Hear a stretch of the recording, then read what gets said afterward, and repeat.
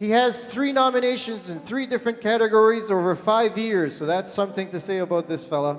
He's toured North America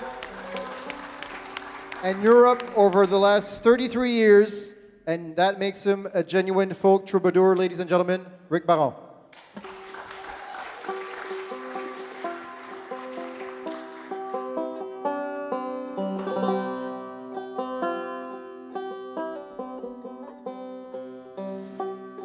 Welcome to the Canadian Folk Music Awards Showcased Artists Series. We're here interviewing various artists who have been nominated for Canadian Folk Music Awards here at the Delta Hotel in downtown St. John. And I'm with Rik Barron. Rik, first of all, congratulations on your nomination for Instrumental Record of the Year for your record Speechless. So Speechless, great title for an instrumental record. How did you come up with that? Well, if you know me, you'll know the irony. I went into the studio and didn't have anything to say. So how could this be? I know, there's the irony. I don't know how we came up with it. We just literally, it was just, there was the working title. Yeah. So it's a Speechless, okay, so I remember that it had to be, you know, no songs, just tunes. Yeah, great idea. So Rik, I've known you as a singer as well as a great player over the years, and but you decided to do a totally instrumental record. What prompted that decision? There were people who'd wanted me to do, who would come up after a concert and say, do you have just the instrumentals? Because some people just like the instrumentals. And I had, again, over the years, always put 1 or 2 instrumentals on the records. And I thought, well, you know, I used to say to them, just burn them off. You put them in your computer and make a CD of the instrumentals. And then I thought, well, maybe I'll go back over to the old catalog and put together a compilation, but there was so much difference between what I did in 1992 and now, just sonically, and also note choices and how I arrange things. And I found that years ago I was far too busy. Where I thought I needed all those notes, I didn't, to me, now. So I thought, well, I can't really put that out in good conscience the same way.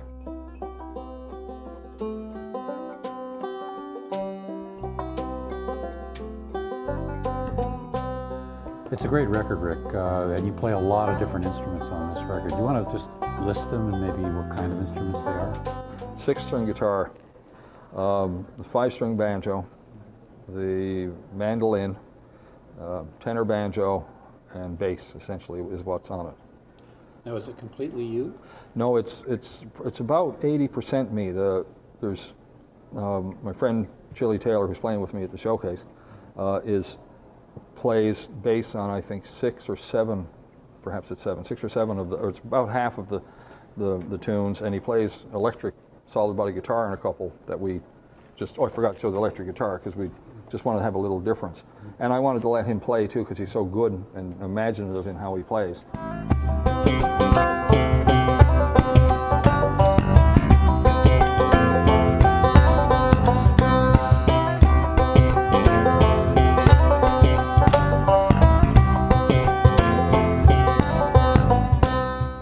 So if you want to know which one he is, if you like the bass playing, it's me. If you really like the bass playing, it's him. Oh, so that's how I work it. If it's, you know, because I'm a competent bass player. So in places where we just needed to go boom, I played. In places where we needed where the bass becomes this portion of our the counter melodies and different things where it really does make a difference to the arrangement, then it's always Chili. Rik, a couple of years ago, you and I had a conversation which I found fascinating. It was about pitch and the fact that normally instruments in modern times are pitched to A440, but you don't do that. You want to just talk a little bit about that? Yeah, I pitch in A432 as opposed to A440, so everything on stage is in relative tuning, so you won't normally hear that it's not in the standard tuning, or just what our standard pitch.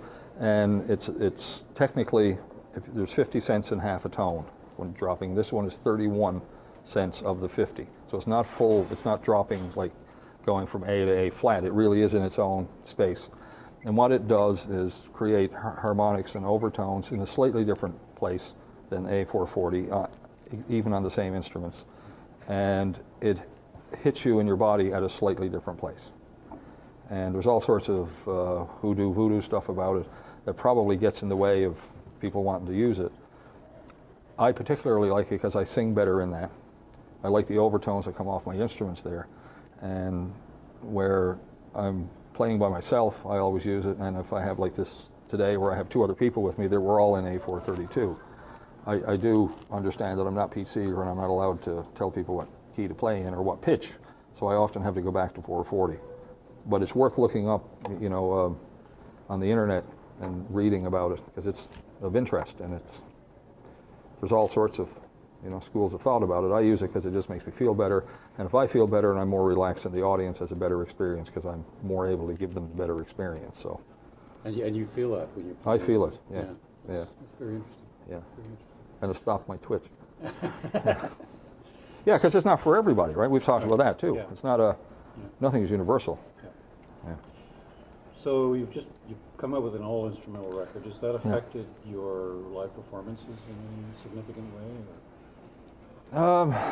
No.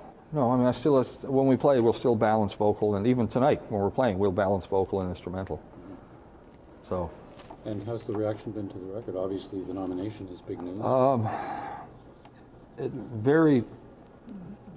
The reaction's been very nice. It's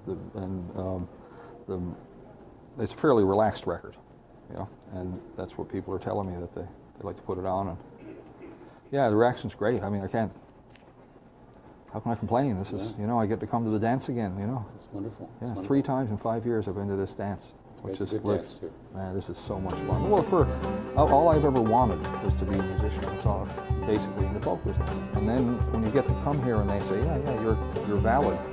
And to be older with gray hair, and we still are making music that somebody finds to be relevant. And being fantastic.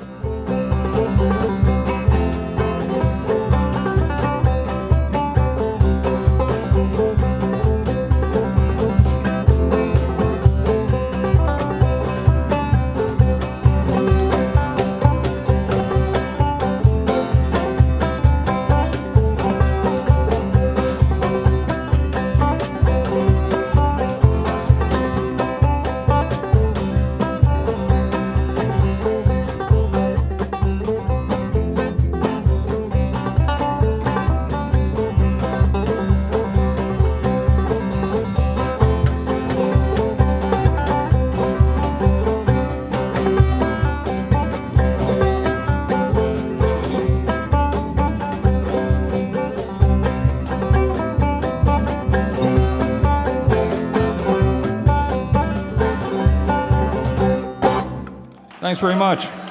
Billy and Graham, thanks, folks.